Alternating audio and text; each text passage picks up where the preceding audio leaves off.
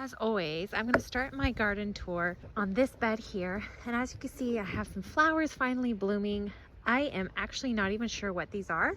I do not remember planting them, but they have really pretty flowers. And so I decided to go ahead and leave them for now and have, my asparagus is doing the beautiful fronting, I guess you could call it.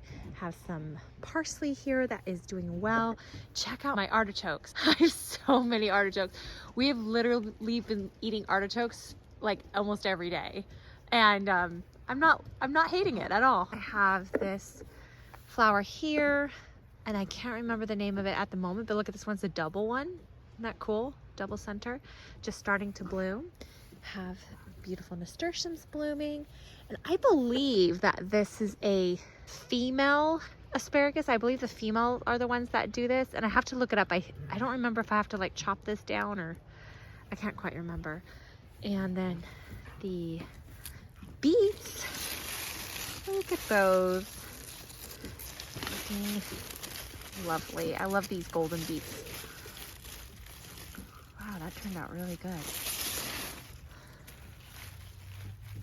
Something I've noticed with this bed behind me here is that all the plants in the other bed that are identical to this bed, the other bed, they have done so much better than this one here. And I was kind of curious as to why.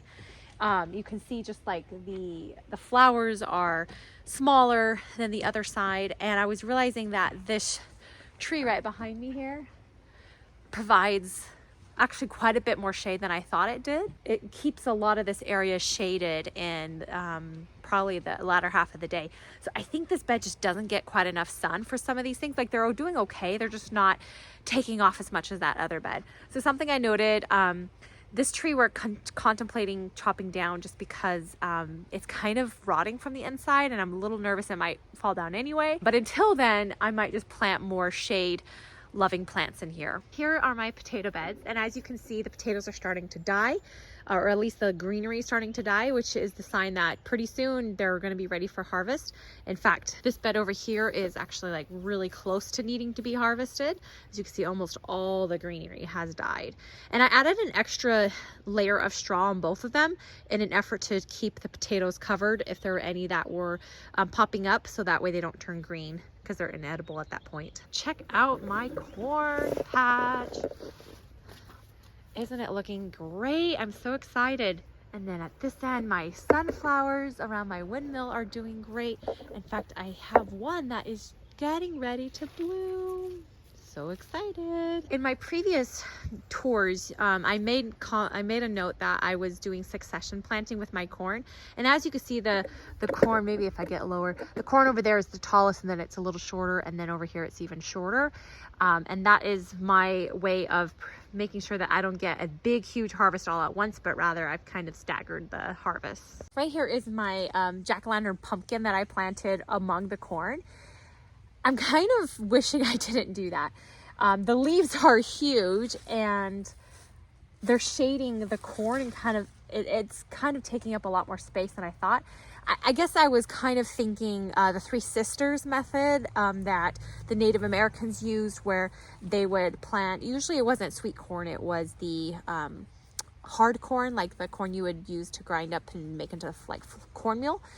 They would plant that along, and they would have like a mound, and then they would have like beans growing up the corn, and then they would have like squash or low-lying plants kind of growing around. And so in my head, I'm thinking, you know, I could plant my corn and then my potato can kind of grow in between them, forgetting like that I'm not really doing that method completely. One of the things that they do is they space the corn out a lot further, so there's just a little more space for the potato or the pumpkin. Yeah, I just underestimated how large these leaves get. So now I'm starting to decide, do I sacrifice the corn in this area, or do I sacrifice a pumpkin or two? Do I sacrifice both pumpkin plants, one pumpkin plant? I haven't decided. I don't want to have to sacrifice my pumpkins, but I also don't want to sacrifice my corn. I just don't think they're going to work well together, at least the way that I did it. I don't know what happened, but something definitely left a little trail in here. Chopped off a piece of corn there, one over there, and I think there's like one over there. Just kind of like left this trail, but all the others are fine. Here's my onion patch, and they are getting, some of them at least, are getting pretty close to being ready to harvest, such as these sweet ones. Usually you wait until the leaves are like flopped over and the stem is nice and like loose and not firm. So yeah, like I said, the sweet ones are pretty close. The white and the purple or the red ones aren't quite ready yet. We've been harvesting a few carrots, and they've been a little bit smaller so far, but I'm just happy to be having carrots. And then I have some that are getting ready to bloom, and I'm just gonna let them bloom because they have beautiful flowers and the pollinators just love them. They kind of look like Queen Anne's lace. In fact, they're a relative of Queen Anne's lace. So I'm just gonna let them bloom. There's a couple back there. In fact, they went straight to blooming, that whole row. And I can't remember what variety of carrot that was, but they went straight to seed. Our peas are getting pretty close to being done, as you can see. It's about this time of year. Actually, they've lasted longer this year just because we've had such cool weather. They are starting to die, but there's still a few left and a couple flowers at the top.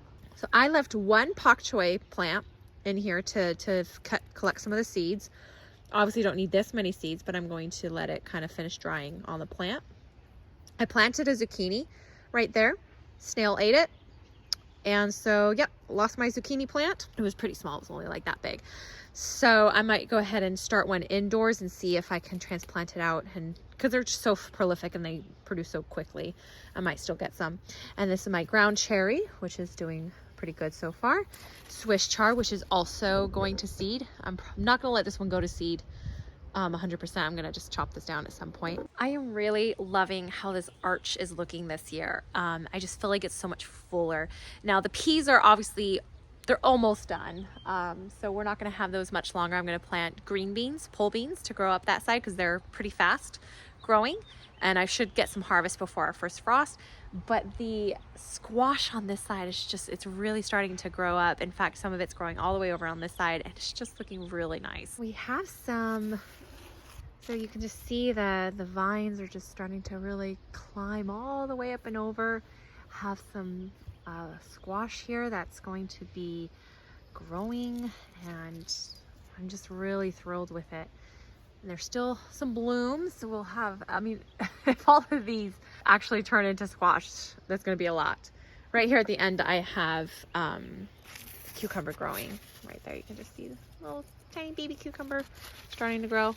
So in this bed here, I had broccoli last time in my tour, and we harvested all the broccoli heads, but I went ahead and left the leaves, or I left the plants in, because when you chop them off, they will still produce these side shoots. And so even though it's not a lot, we can still harvest some little broccoli florets for at least a couple more weeks. There's a few more right there too. I have onions along here. This lettuce really needs to be picked soon, but it looks really nice. It's just kind of been eaten on a little bit, but made a nice head. Got some marigolds blooming, and then I have a few radishes kind of interplanted among here. when gardening, you sometimes have to just admit defeat at times when it comes to pests or disease. And when it came to my tomato bed here, my tomatoes are looking fine. They're looking good. But when it comes to like all the understory plants that I had, like my marigolds, my basil, even some of my leeks, they just didn't do well this year. The slugs just attacked them, or my son pulled up a few. And so I kind of just gave up on and I was really particularly disappointed about the basil because I just love basil so much, and I had so much of it last year. And so I'm hoping I'm actually going to plant some indoors and maybe transplant it out here and see if I can get a couple harvests off of it before the frost hits. But yeah, I just kind of had to realize that sometimes it just doesn't always work out. Here's my tomato bed. They're continuing to grow nicely up the strings here. And I'm actually getting some green tomatoes growing. Got a few of them on these, and of course they're still blooming, so everything's looking really good. Because I prune my tomatoes pretty heavily, they do get the leaves curling like this, which is a sign of stress. And I get this every year, and every year they do just fine. But it is something like when you see this, you'll be like, oh my gosh, what is this? Like a disease? But no, it's just stress from the heavy pruning that I do. In fact, I need to prune them down lower. They're actually few more leaves than I like on the lower section. Got a couple leeks that survived on the edge here, a couple marigolds that survived. So in the front row here of my tomatoes, I have, this is all Amish paste, so I have 6 plants of those. And then on the other side, I have a pineapple tomato, beefsteak tomato, a Cherokee purple, and I think that's it. I grow a lot of paste tomatoes because I like to can. I would love to grow even more. So I'm kind of thinking next year I might actually branch out of this bed and add tomatoes to some of the other beds. If you remember in my previous tours, in this bed I had garlic, and I just harvested that. I have a video on harvesting. I will link that right up here. But I went ahead and added compost. I tilled everything really well.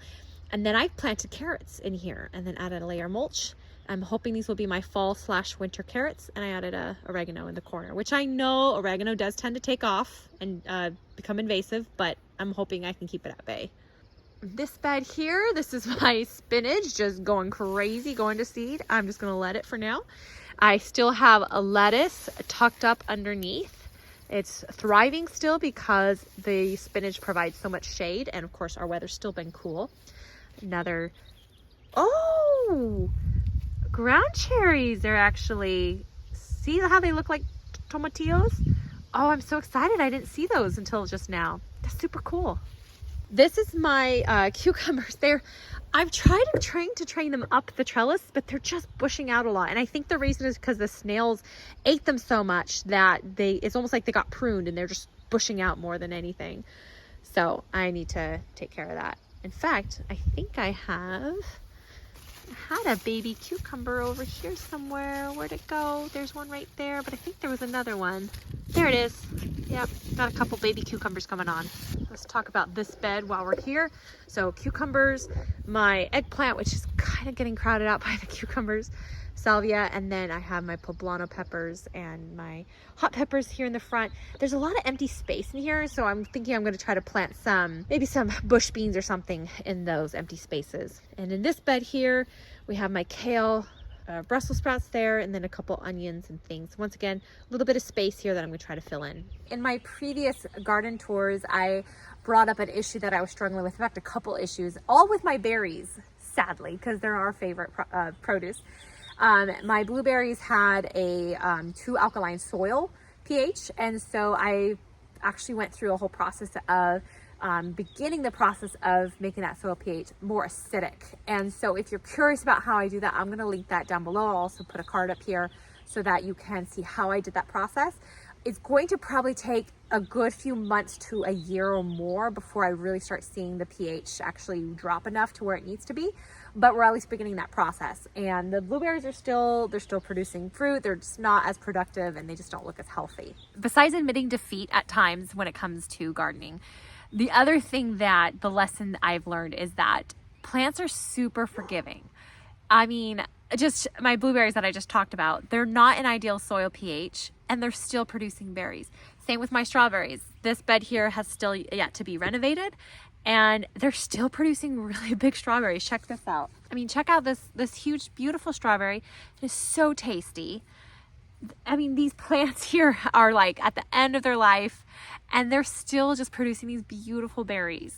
And so even in the midst of my fumbles as a gardener that is busy with a toddler and trying to learn as I go, I'm just so thankful for the abundance that my garden produces, even when I kind of neglect it sometimes. Since I'm here, I'm gonna eat this.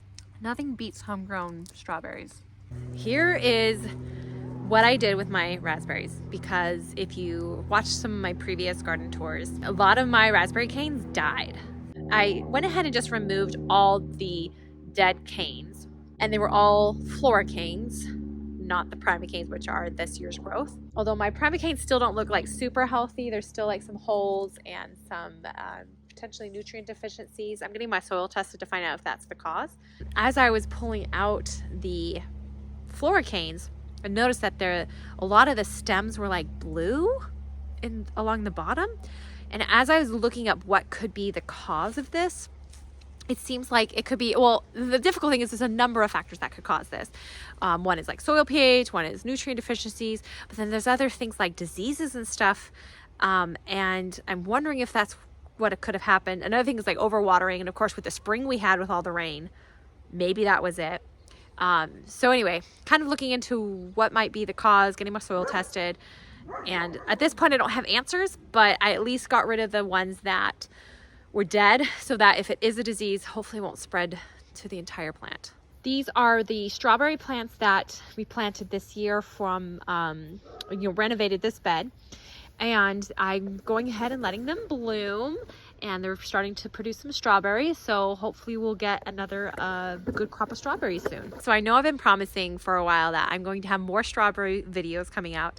I'm finally getting to that. The month of August, I'm going to have a series on strawberry care. I've had a lot of questions because that one video that took off, and I think it's at like 300,000 now. It's just crazy. So I have a lot of questions about like fertilizing and just like general care for strawberries. So I'm going to do a series on that. So check back in August. I have some more info on strawberries coming soon. So something else that I dealt with not that long ago was this. In fact, I haven't had this in my tours before, is this plum tree that is pretty new still. I think it's only like 3 years old.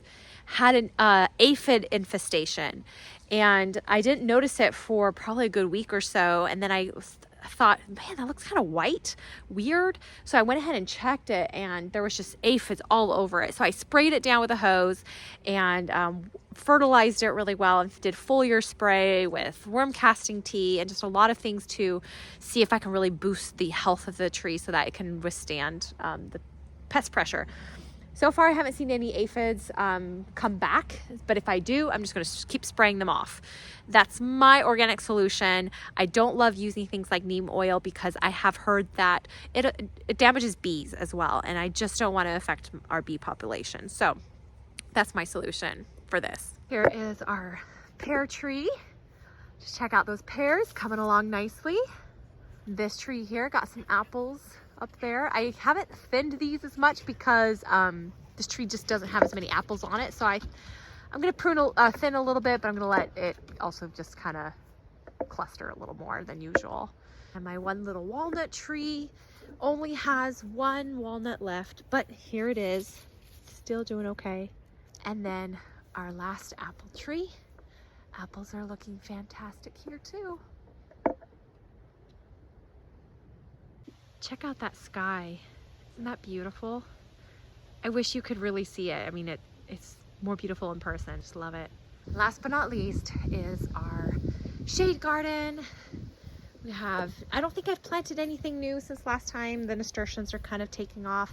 The hydrangea's looking really nice. Yeah, so it's looking really good. Laid some cardboard down. I need to kind of finish filling this in. We're getting close, but it's still a work in progress.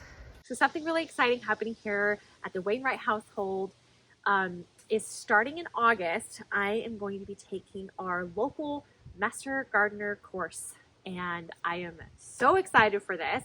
I have been wanting to do this for a while. In fact, I contacted them before COVID hit. They had to kind of close the program for a little while, and then I ended up pregnant, and you know how that goes. And I finally got in touch with them and said, I really, really would like to start this program. And it's kind of one of those things that you can start anytime, any month. And so we kind of looked at our schedules, figured out when Will can watch Liam for me so I can go. It's a once a month event, and I have some reading materials. But anyway, I'm just really excited to do this. It's going to be a year-long process. And by the time I'm done, I'm going to be a certified master gardener through Washington State University. The reason I really want to do this is there's several reasons, but one is I absolutely love learning. I just love the process of learning. And I always feel when I'm in my garden that although it's producing well and I really love it, there's still so much I would love to learn. And so this is a way for me to do that. The second reason is I love sharing, I love educating, I love teaching. And this is an avenue where I can get more knowledge to actually really improve people's gardening experience. And that's my goal. So some of my videos in the future will probably be on topics that I learned from master gardening. And I hope to just really give you a lot of good, deep, maybe some kind of beginner gardener information, but also some really deep information that we can take when you really want to dig deep into a subject. So wish me luck. I'm really glad you joined me today.